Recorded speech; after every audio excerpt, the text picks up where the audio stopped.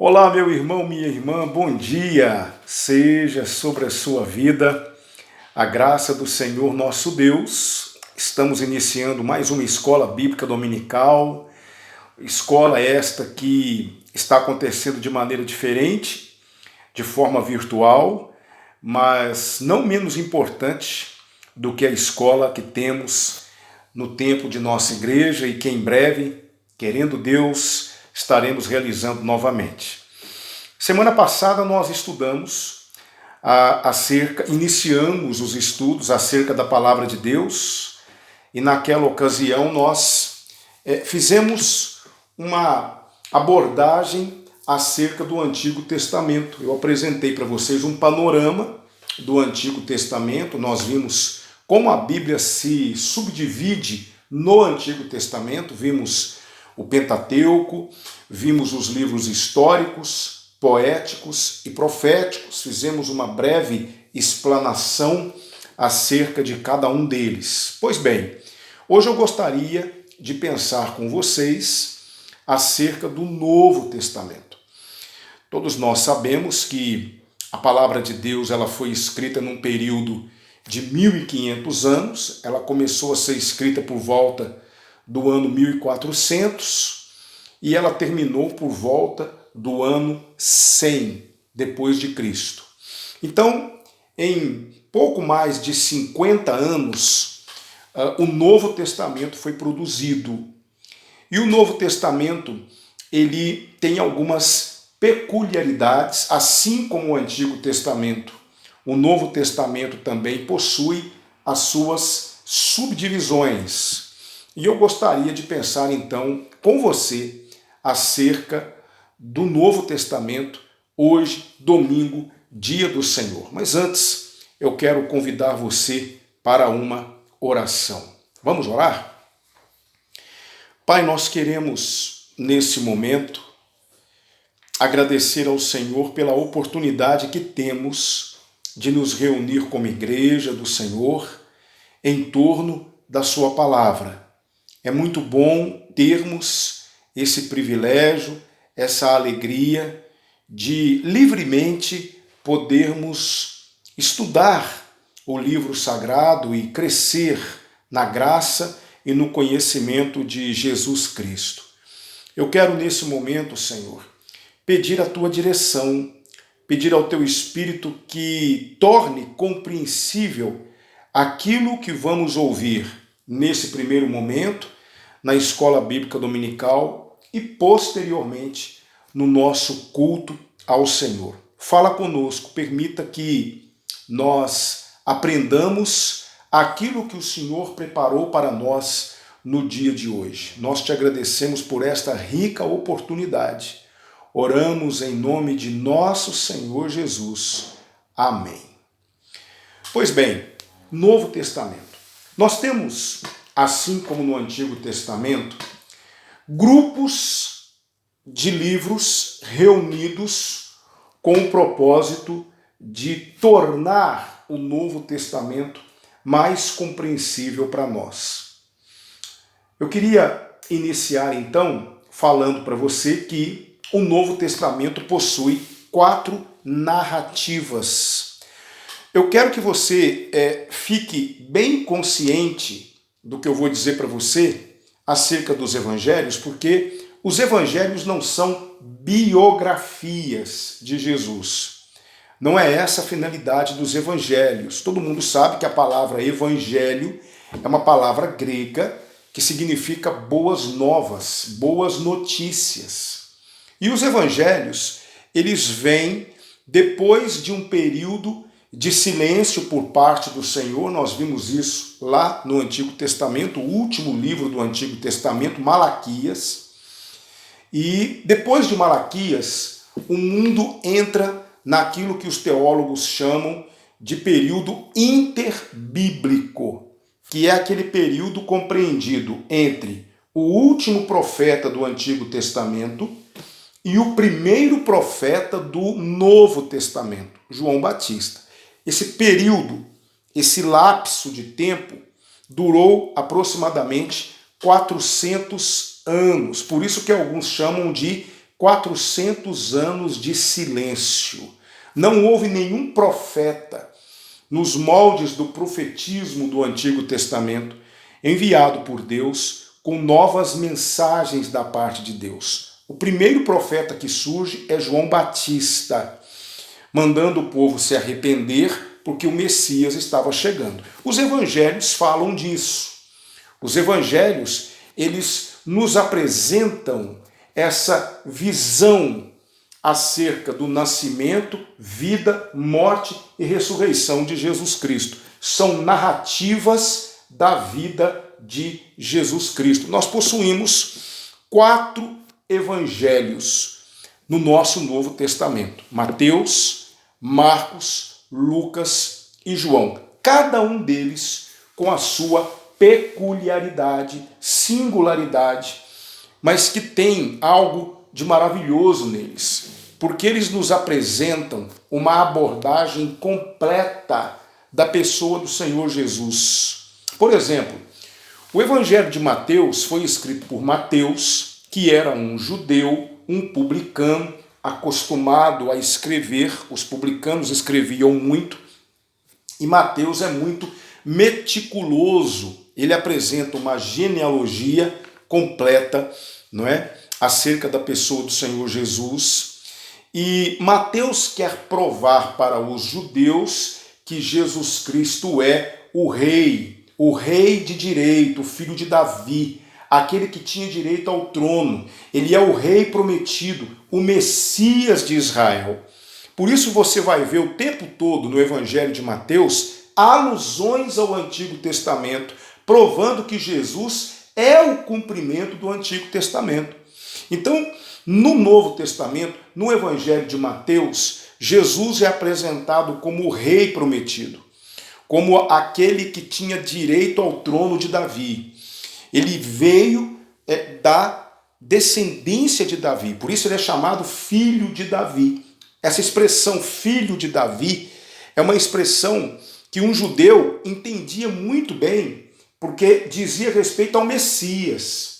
Então, o Evangelho de Mateus tem essa finalidade: provar que Jesus é o Messias prometido, o Rei de Israel, o Rei dos Reis, o Senhor dos Senhores. Mateus, então, escreve para os judeus. Depois nós temos o Evangelho de Marcos, que é mais sucinto. É um evangelho mais condensado. Marcos não tem genealogia. Marcos não se preocupa com detalhes como Mateus se preocupou. Marcos, ele provavelmente ouviu o evangelho de Pedro. João Marcos, ele se converte através das pregações de Pedro. Ele é um ouvinte das pregações de Pedro. E ele decide escrever um evangelho para provar, mostrar que Jesus é servo, que Jesus é aquele que veio servir. Observe bem a construção desta identidade de Jesus. Mateus mostra que Jesus é o rei, mas esse rei mostrado em Mateus é o servo. Ao mesmo tempo que ele é rei em Mateus, ele é servo em Marcos. Marcos, você vai ter o tempo todo, não é, expressões e fez Jesus, e foi Jesus, e falou Jesus, porque Marcos quer mostrar Jesus servindo o tempo todo, trabalhando. Ele veio para trabalhar, para servir. Então, olha que interessante. O rei em Mateus é um servo em Marcos. Chegamos no Evangelho de Lucas. Lucas é aquele evangelista que provavelmente se converteu através das pregações de Paulo. Ele não era um apóstolo, assim como Marcos também não era. Ele não era apóstolo, ele não era um dos 12, mas ele ouve a pregação através de Paulo. Muito provavelmente ele se converte por conta das pregações de Paulo, e ele decide apresentar uma outra característica de Jesus. Ele mostra o lado homem de Jesus. É no Evangelho de Lucas que você vai ouvir o tempo todo a expressão filho do homem. Jesus é rei em Mateus, ele é um servo em Marcos e ele é um homem, um ser humano em Lucas. Lucas é o único evangelista que vai mostrar um fenômeno conhecido pela medicina chamado de hematidrose, que é o suor de sangue, aquele suor sanguinolento, como eles dizem, é quando os vasos superficiais da pele estouram e então sai sangue pelos poros. É um fenômeno raríssimo, explicado pela medicina, proveniente de alguém que está em profunda comoção emocional. Por isso Jesus Cristo, quando ele vai orar a Deus, para que Deus afaste dele aquele cálice, todo aquele sofrimento que o aguardava, porque a crucificação não era algo reservado somente a ser pregado na cruz, mas o sofrimento de quem seria crucificado já começava muito antes, através dos açoites, através de todo o escárnio. Não é raro conhecermos histórias de pessoas que morreram antes de serem crucificadas por conta das severidades dos açoites. Jesus sabia de tudo isso e ele entra numa profunda comoção emocional. Ele fica numa angústia emocional. Isso mostra a humanidade de Jesus. Nós estamos falando de alguém que era plenamente homem como nós, que se cansava, que se entristecia e que também enfrentava momentos de angústia. Tanto é que ele vai dizer para os discípulos: fiquem aqui, a minha alma está angustiada até a morte. Então Lucas, ele é o único que mostra essas facetas humanas de Jesus. Não é à toa que Lucas era médico. Ele conhecia essa questão da anatomia, do sofrimento humano.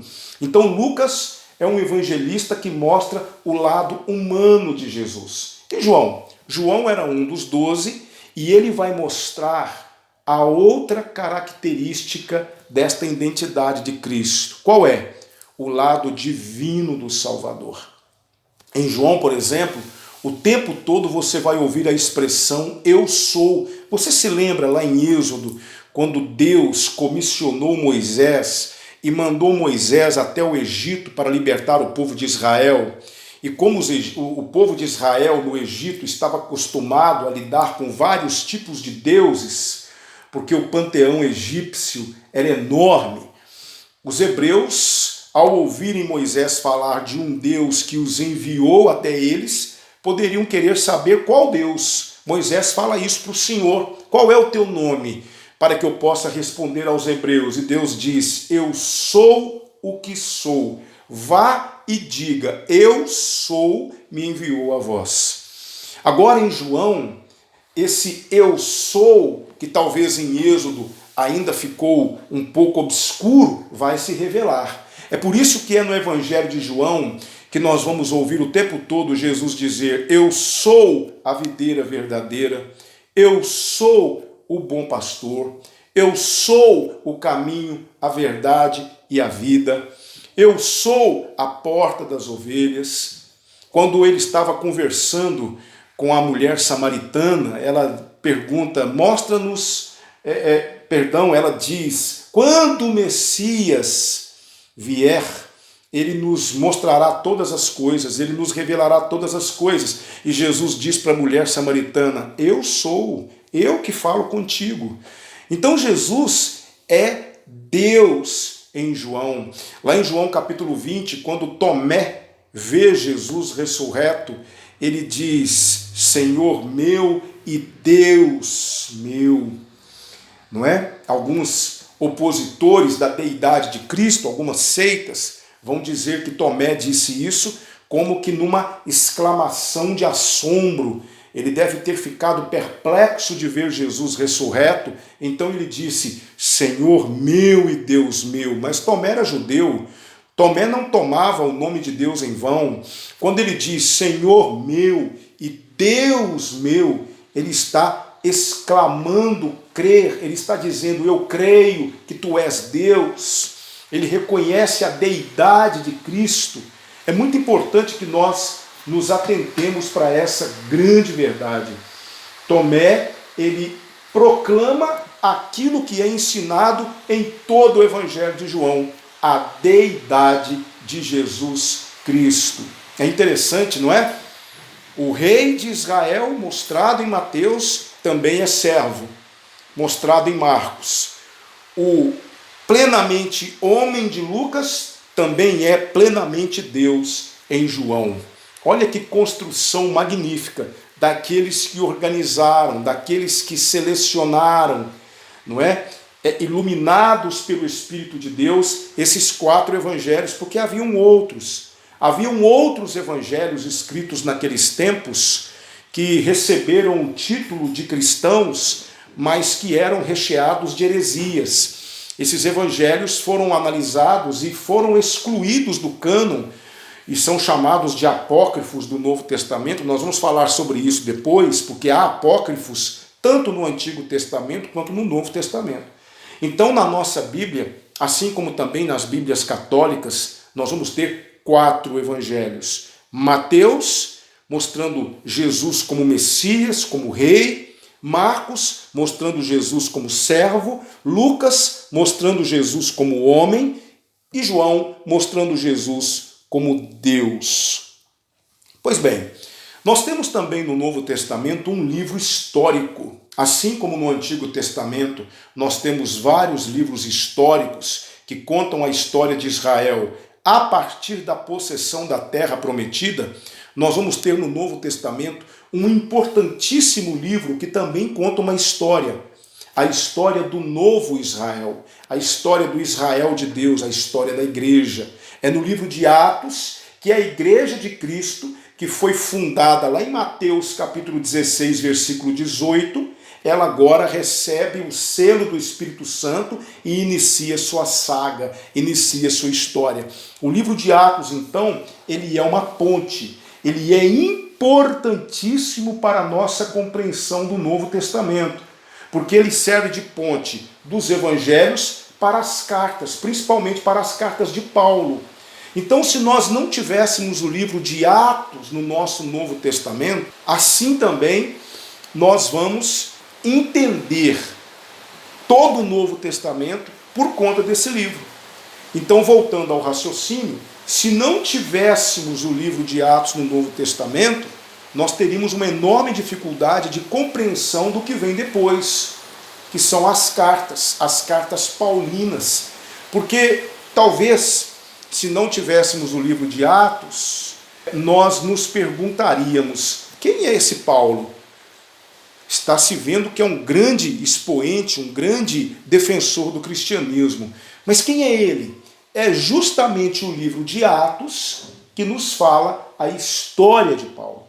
O livro de Atos vai se concentrar muito em nos contar a história de Saulo de Tarso, que se converte e se transforma no maior líder do cristianismo depois de Jesus Cristo, sem sombra de dúvida, aí ao lado de Pedro, que também tem a sua importância para a igreja. Quem escreveu o livro de Atos? Lucas. Você pode ver logo lá no comecinho do livro de Atos a apresentação do livro de Atos nos seus momentos iniciais, nos seus versículos iniciais, é idêntica à descrição ali no comecinho do Evangelho de Lucas. Você pode conferir para ver. Então, quem escreve o livro de Atos é Lucas, o doutor Lucas, que escreveu o Evangelho. Pois bem, depois de Lucas, nós vamos cair nas epístolas ou cartas. Aqui eu quero abrir um parênteses e te dar uma informação importante. Todas as vezes que você ler no Antigo Testamento, 1º e 2º Reis, 1º e 2º Crônicas, você tem que falar no masculino. 1º e 2º Reis, 1º e 2º Crônicas, ok? Por quê? Porque se trata de um livro. No Novo Testamento, nós falamos no feminino. 1ª e 2ª Coríntios, 1ª e 2ª Tessalonicenses. Por quê? Porque são cartas. E essas cartas, depois de Atos, são as cartas de Paulo. Esse Paulo cuja história ficamos conhecendo aqui no livro histórico de Atos dos Apóstolos, que também pode ser chamado de Atos do Espírito Santo, porque quem está em atuação no livro de Atos é o Espírito Santo usando os apóstolos. Então nós vamos ter as cartas paulinas, um total de 13 cartas. Nós vamos ter a carta aos Romanos, a primeira e a segunda carta aos Coríntios, a carta aos Gálatas. Gálatas não é uma igreja somente, mas é uma região da Ásia chamada de Galácia, onde haviam várias igrejas. Paulo, quando escreve aos Gálatas, ele está escrevendo às igrejas dessa região, da Galácia. Nós vamos ter a carta de Paulo aos Efésios, nós vamos ter a carta de Paulo aos Filipenses, Colossenses, duas cartas aos Tessalonicenses, primeira e segunda carta aos Tessalonicenses. Nós vamos ter as cartas de Paulo a Timóteo, primeira e segunda Timóteo, Tito. Nós vamos ter a carta de Paulo a Filemon, que é um discípulo, alguém para quem ele escreve para poder pedir, interceder em prol de um escravo que havia fugido, chamado Onésimo.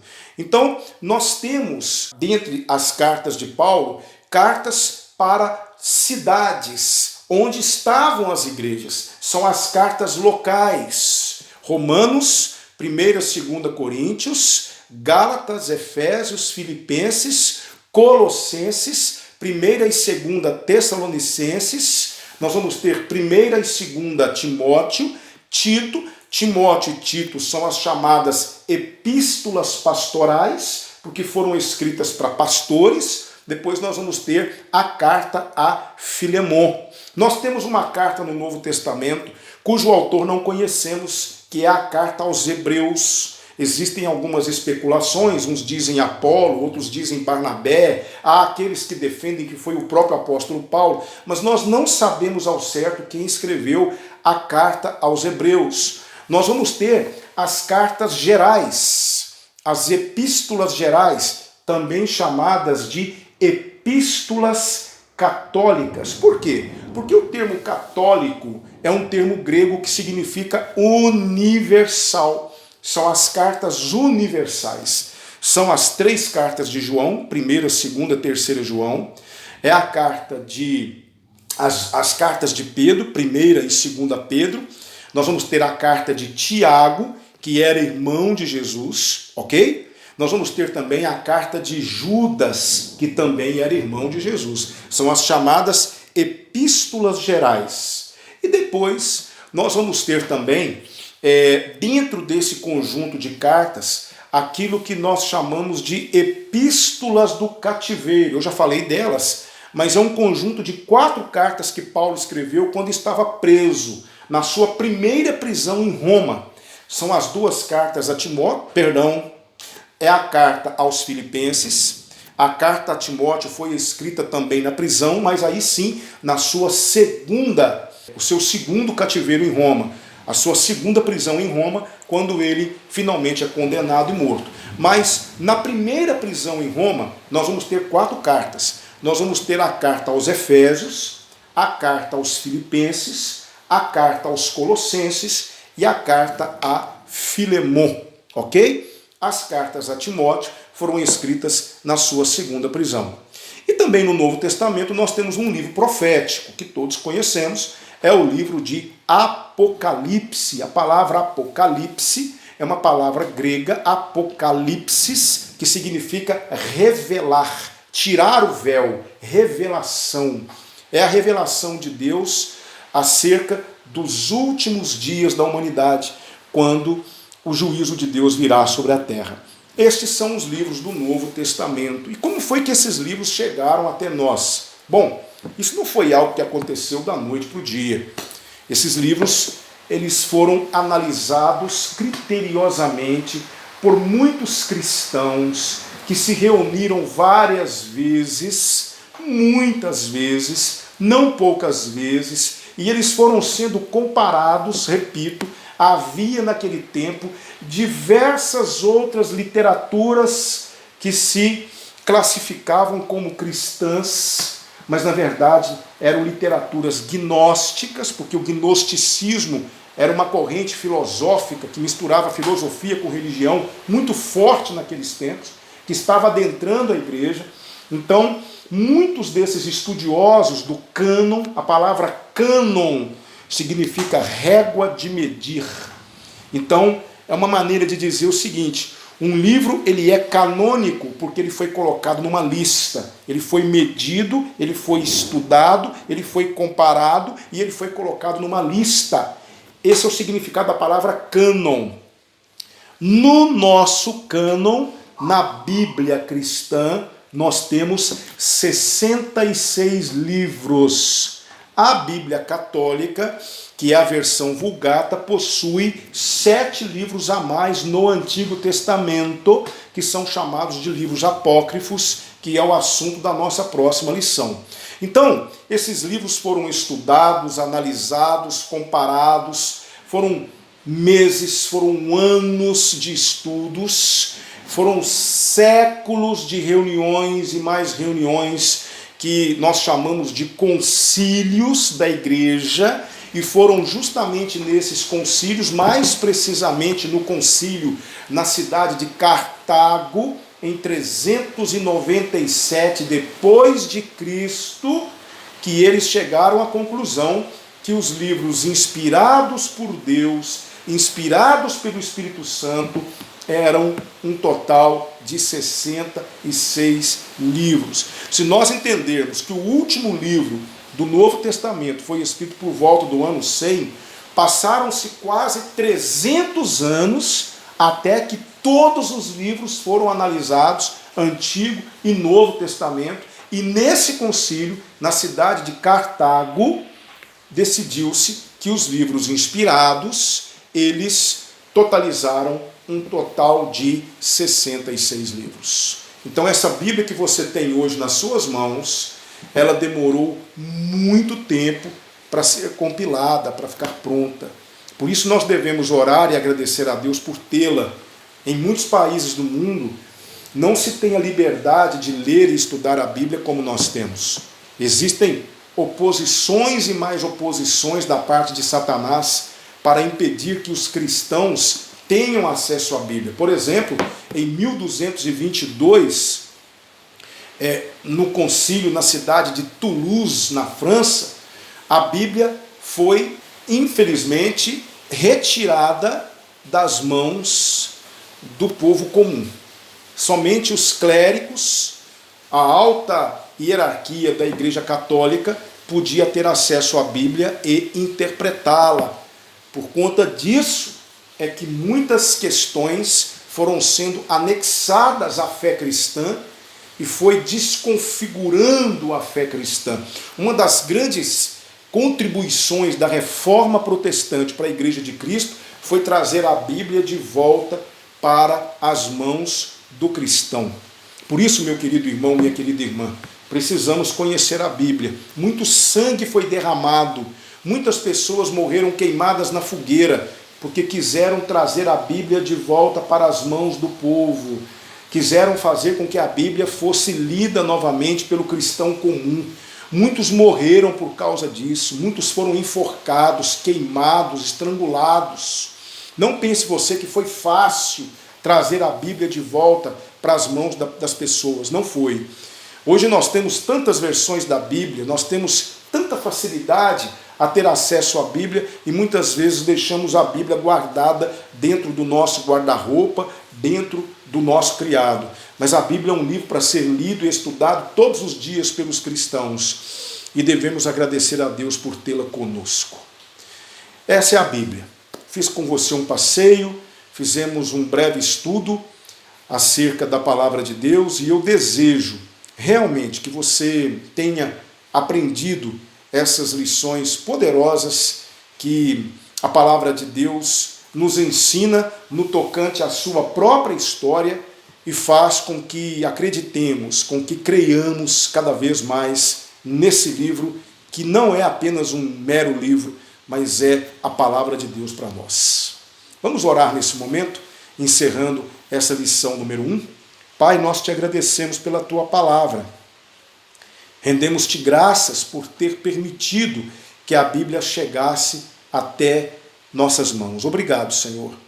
Obrigado porque o Senhor é bom e a sua misericórdia dura para sempre. Obrigado pelas vidas que foram ceifadas para que nós pudéssemos ter acesso à sua palavra novamente.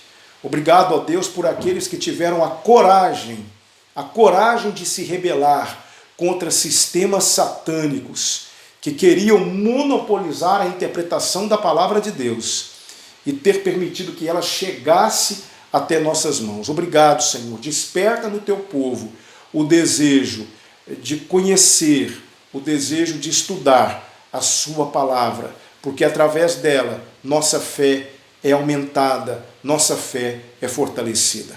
Que o Senhor seja glorificado por tudo. Oramos em nome de Jesus. Amém. Amém. Meu querido irmão, eu quero convidar você agora para o culto ao Senhor. Eu quero pensar com você hoje sobre um personagem que eu confesso para você, até hoje eu ouvi muito pouco acerca dele. Eu não me recordo de ter ouvido alguma pregação acerca desse personagem que eu vou apresentar para você daqui a alguns instantes. Mas antes, eu quero convidar você a louvar o Senhor conosco. Nós vamos ouvir agora um louvor com a nossa querida irmã Ragna, que nos conduzirá cantando a Bíblia. Ela cantará acerca do capítulo 14 de João. Preste atenção nessa música, muito linda, inspirativa, que nos preparará para ouvir a palavra de Deus daqui a alguns instantes. Não se turbe o vosso coração, crede em Deus e também em mim. Na casa de meu pai há muitas moradas. Se não fosse assim, eu não teria dito: vou preparar-vos um lugar. Eu virei, vos levarei para mim mesmo. Vós conheceis o caminho para onde eu vou. Eu sou o caminho, a verdade, a vida. Ninguém vem ao Pai a não ser por mim. Em verdade eu vos digo que eu vou para o Pai, mas aquele que crê em mim, obras maiores fará. Se me amares verdadeiramente, guardareis os meus mandamentos. Eu rogarei ao Pai, Ele vos dará o Consolador, o Espírito da verdade, que o mundo não pode receber, mas Ele habita em vós e estará em vós para sempre. Aquele que tem os meus mandamentos e os guarda, este é o que me ama. E se alguém me amar, será amado do meu Pai. Eu também o amarei e me manifestarei a Ele. A Ele. Quero te amar mais, Senhor. Quero te amar mais, Senhor. Quero te amar mais, Senhor. Quero te amar mais, Senhor. Quero te amar mais, Senhor. Quero te amar mais, Senhor.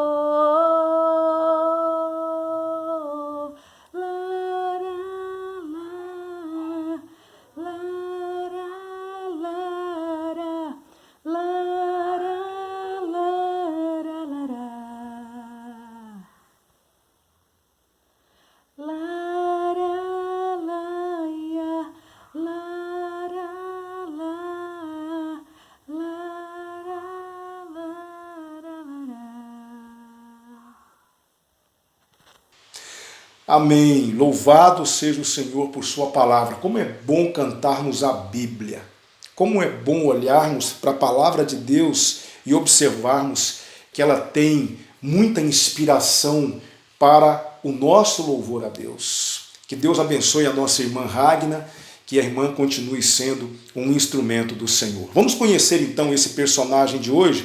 Eu quero convidar você a abrir a sua Bíblia no livro de Gênesis, no capítulo 13. Eu quero pensar com você acerca de Ló, o sobrinho de Abraão.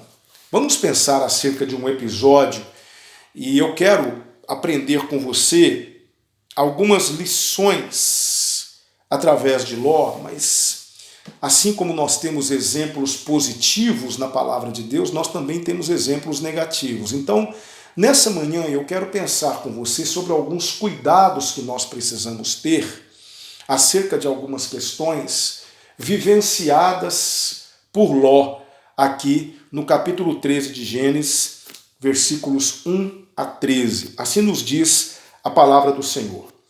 Abrão subiu do Egito para o Neguebe, levando sua mulher e tudo o que tinha, e Ló o acompanhava.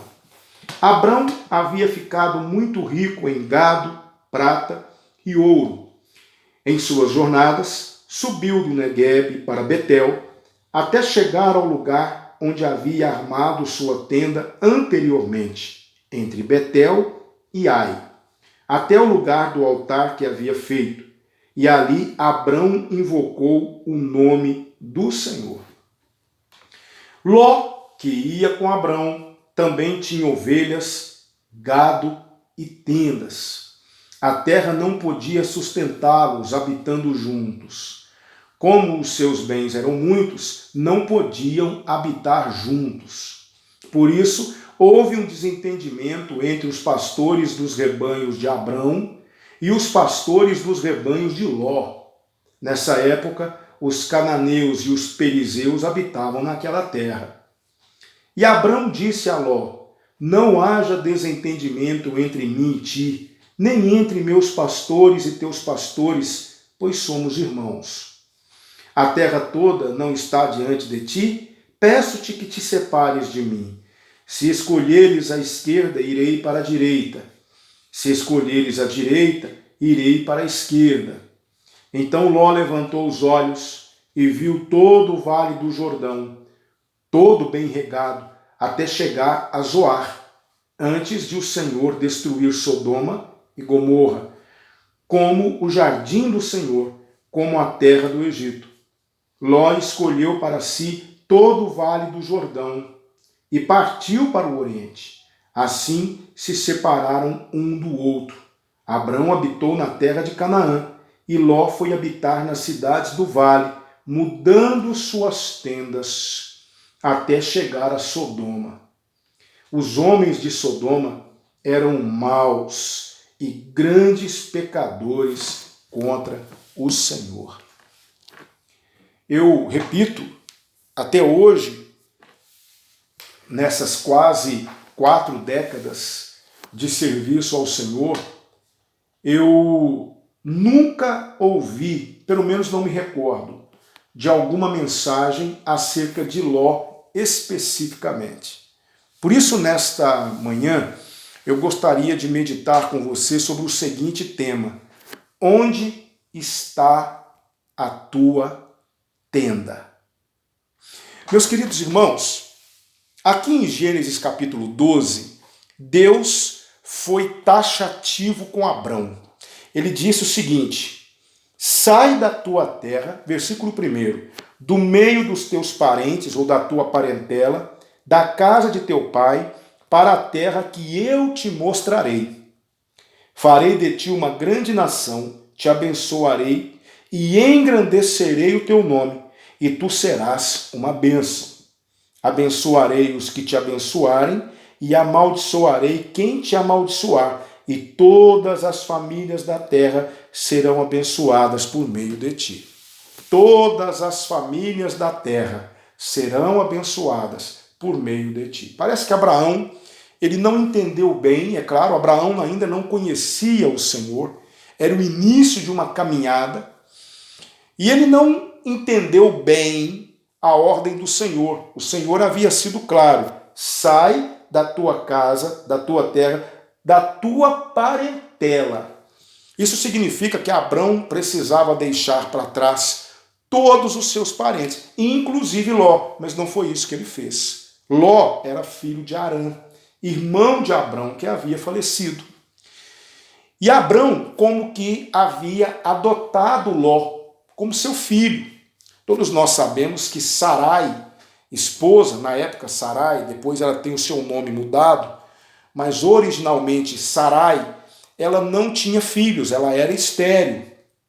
Esterilidade naquele tempo era algo impossível de ser revertido. Então Abrão, como que ele adota Ló como seu filho. Por isso Abrão, muito afeiçoado a Ló, leva Ló consigo. E, veja bem, por conta da promessa do Senhor, aqui no versículo 3 do capítulo 12, todas as famílias da terra serão abençoadas por meio de ti, isso se cumpriu na vida de Ló. Nós vamos ver que tanto Abrão como Ló, eles se enriquecem bastante. É muito importante, queridos, que nós entendamos que isso, do capítulo 12 para o capítulo 13 de Gênesis, isso aqui não aconteceu em questão de dias. Aqui nós temos um intervalo muito grande de tempo. Abrão não se tornou rico da noite para o dia. Ló não enriqueceu da noite para o dia. Aqui passou-se um tempo. Ló foi enriquecendo juntamente com o seu tio, Abrão. E onde eles estavam, naquela região, indo para Canaã, nesse transcurso para Canaã, a localidade, ali naquela localização que eles estavam, não é? Obviamente ali próximo àquelas cidades de Betel e Ai, a terra era insuficiente, não havia pasto suficiente para os rebanhos de Abrão e para os rebanhos de Ló, a ponto de uma contenda ter início.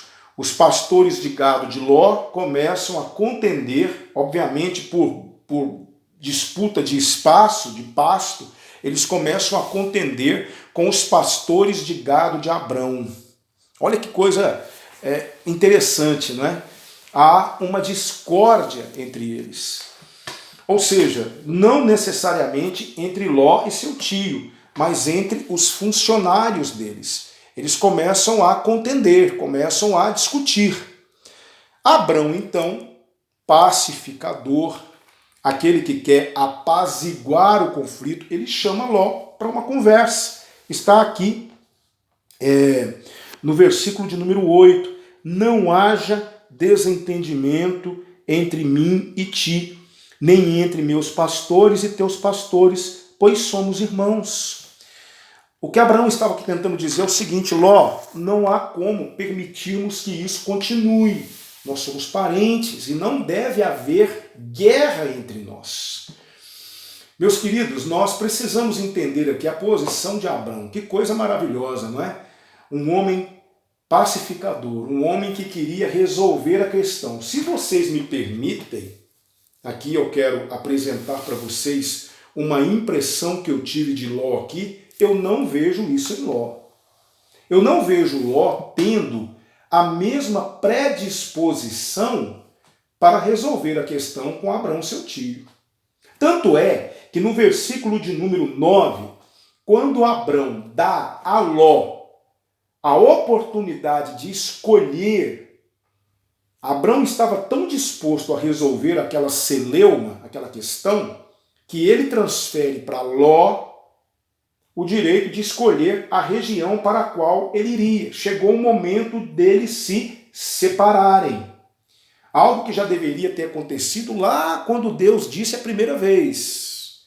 Mas agora, e eu creio que por permissão do Senhor, para que se cumprissem os propósitos de Deus na vida de Abrão, Deus permitiu que isso acontecesse para que essa ruptura pudesse acontecer. Então, Abrão entrega para Ló, nesse propósito de apaziguar, de resolver a situação. Só que eu não vejo em Ló essa mesma predisposição, queridos. Eu não vejo. Se vocês me permitem, eu trabalho com possibilidades. Ló poderia ter procurado Abrão e dito assim: tio, eu não quero me afastar do Senhor. Eu amo. O Senhor é como um pai para mim. Eu vou conversar com os meus pastores. Eu tenho certeza, tio, que nós podemos chegar a um denominador comum e podemos pôr fim a essa contenda entre nós. De repente nós podemos delimitar a terra, podemos colocar limites entre os nossos rebanhos, podemos ir à frente alguns dias de caminhada e o Senhor vem atrás ou vice-versa. Mas tio, eu não quero me separar do Senhor, de maneira nenhuma. Mas você não vê isso no coração de Ló. Você não vê essa predisposição a resolver o conflito, a resolver a dificuldade. Aqui eu aprendo uma primeira lição que precisamos aprender aqui com essa situação. Meus queridos irmãos, precisa haver no nosso coração predisposição para resolvermos conflitos. Não havia isso no coração de Ló, mas precisa haver no nosso coração. Havia isso no coração de Abrão, mas não havia isso no coração de Ló. Então, Ló me ensina que a ausência dessa predisposição pode custar muito caro. Precisa haver no nosso coração, no coração do servo de Deus, da serva de Deus, essa predisposição, esse desejo de querer resolver as coisas. Ló poderia ter feito isso, mas ele não faz. Ele não conversa, ele não dialoga, ele não argumenta, ele não apresenta uma segunda proposta. Veja só o que Ló vai fazer aqui. Então Ló, olha só, versículo de número 10, levantou os olhos e viu todo o vale do Jordão, todo bem regado, até chegar a Zoar, antes de o Senhor destruir Sodoma e Gomorra, como o jardim do Senhor, como a terra do Egito. O que aconteceu com Ló foi exatamente o que aconteceu com Eva, lá no jardim do Éden, em Gênesis capítulo 3, versículo 6. A Bíblia diz que viu a mulher que a árvore era boa para dar entendimento, tomou do seu fruto e comeu. Lá em 1 João, capítulo 2, versículo 15 e 16, João vai dizer o seguinte: não ameis o mundo, nem o que há no mundo, pois todo aquele que ama o mundo, o amor do Pai não está nele. Pois tudo que há no mundo, a concupiscência da carne, a concupiscência dos olhos e a soberba da vida, não provém do Pai, mas do mundo. Foi exatamente isso que aconteceu com Ló. Ló viu as campinas do Jordão. Cuidado com as campinas do Jordão na sua vida. Cuidado com aquilo que te atrai.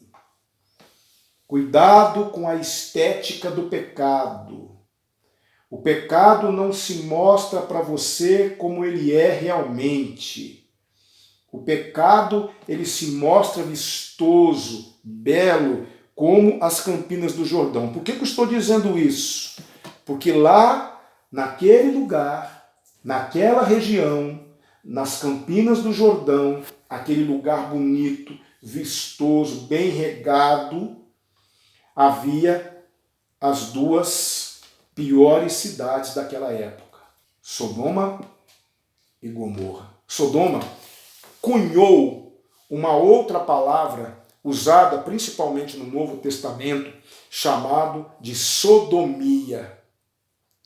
Nós podemos observar isso quando Paulo vai escrever aos Coríntios, a sua primeira carta aos Coríntios. Eu queria te convidar para abrir comigo a sua Bíblia.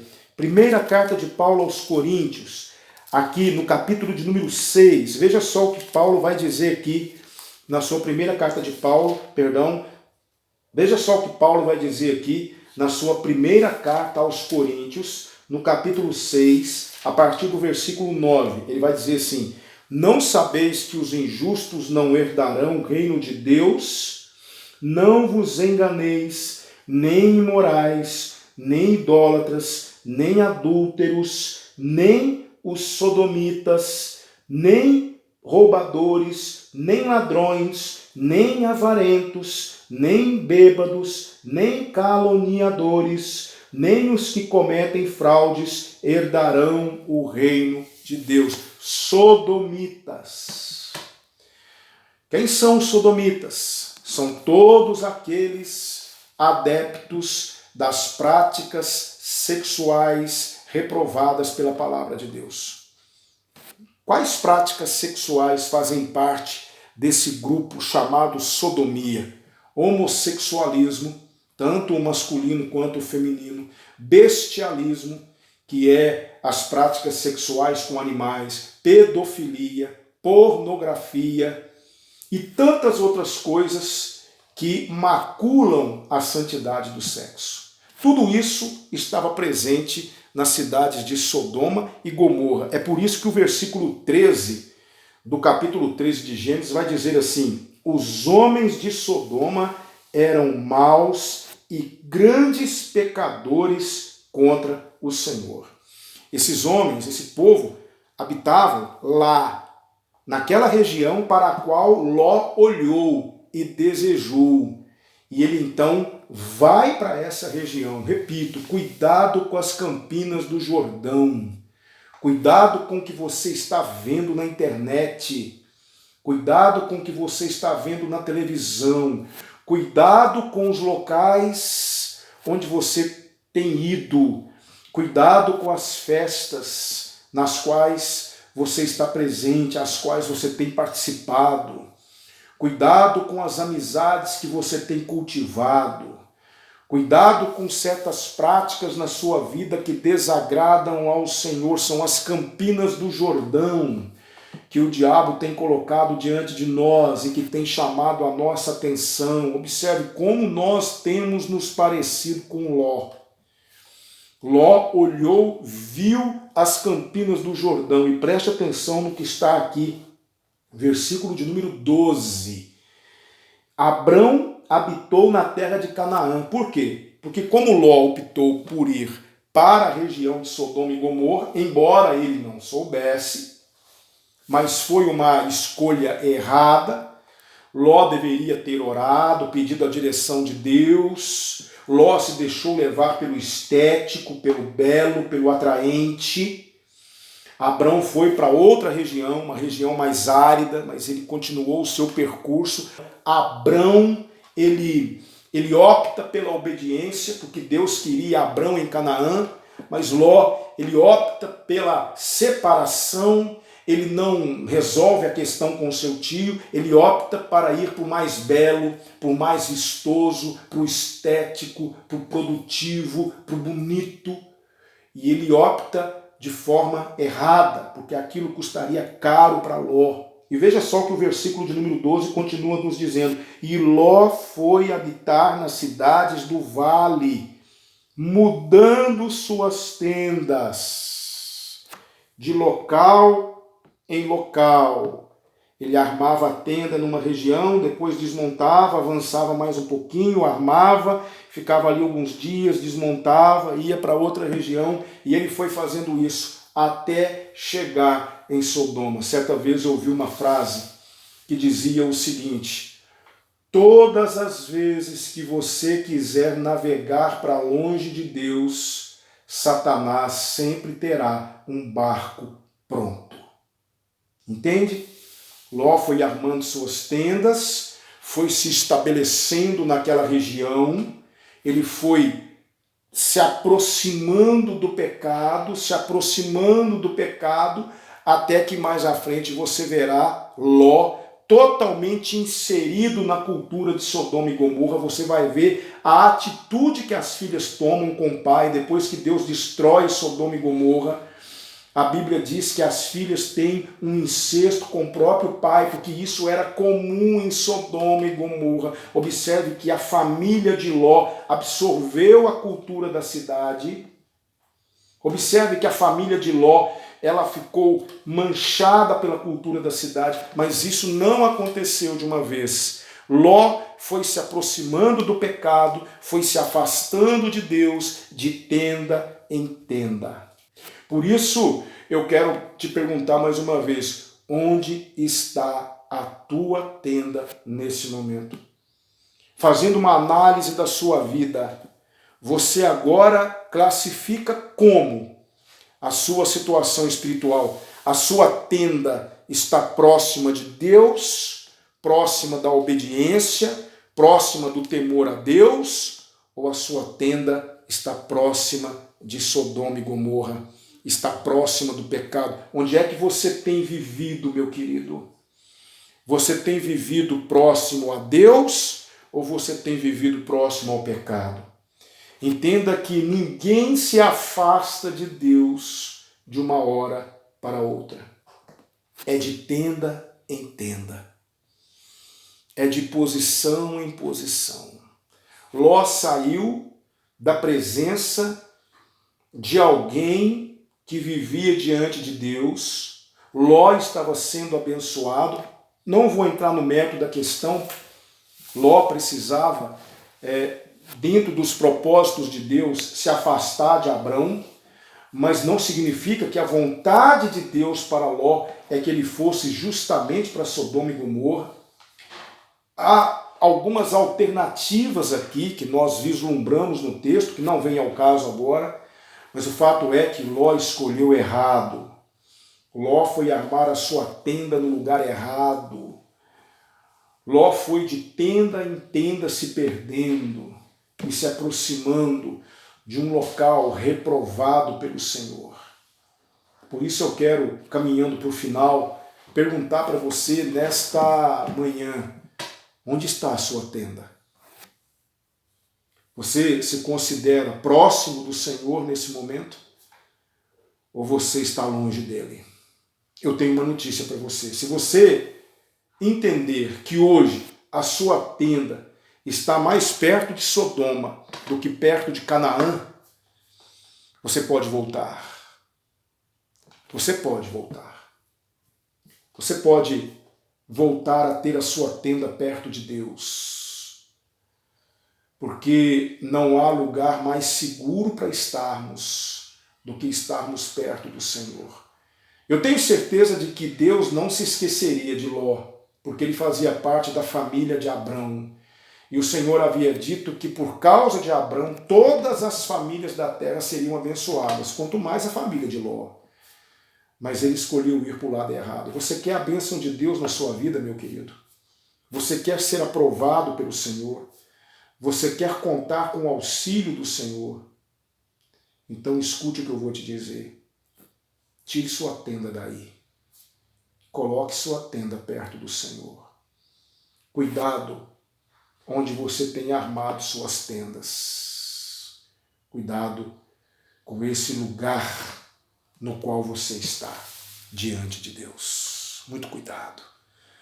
Um dia nós estaremos diante do Senhor e nós teremos muitas surpresas. Por isso peça ao Senhor para te mostrar agora, Senhor, mostra para mim onde a minha tenda está. A minha tenda está próxima de Canaã? A minha tenda está próxima do Senhor? Eu armei a minha tenda no lugar certo? Ou eu estou vivendo fora da sua presença? E se o Espírito Santo mostrar para você que você está fora da presença de Deus, volte. Não faça como Ló. Não vá para o erro, não permaneça no erro. Não se deixe levar pelo estético. Não se deixe levar pela beleza, pela aparência. Volte para o Senhor. Ore comigo nesse momento. Pai, nós te agradecemos pela sua palavra. Obrigado por ter nos ensinado tantas verdades nesta manhã. Que o teu nome seja glorificado, Senhor. Se há algum dos teus filhos que está armando suas tendas fora da sua presença, que teu Santo Espírito lhes incomode. E permita, Senhor, que eles possam, em nome de Jesus, voltarem e armarem suas tendas perante o Senhor, corrigirem suas vidas, viverem diante do Senhor, para que não lhes ocorra o que ocorreu com Ló e sua família. Guarda-nos, ó Deus, e muito obrigado por tudo que tu nos ensinaste aqui nesta manhã. Que o teu nome seja glorificado. Oramos em nome de Jesus. Amém. Eu quero apenas te convidar para hoje à noite nós teremos culto ao Senhor. E hoje à noite eu quero iniciar uma série de exposições com você, intitulada As Orações que Deus Gostaria de Ouvir. Nós vamos analisar algumas orações aprovadas por Deus, respondidas por Deus na Bíblia, e vamos comparar essas orações com as nossas. Deus te abençoe, meus queridos. Fiquem na paz do Senhor Jesus.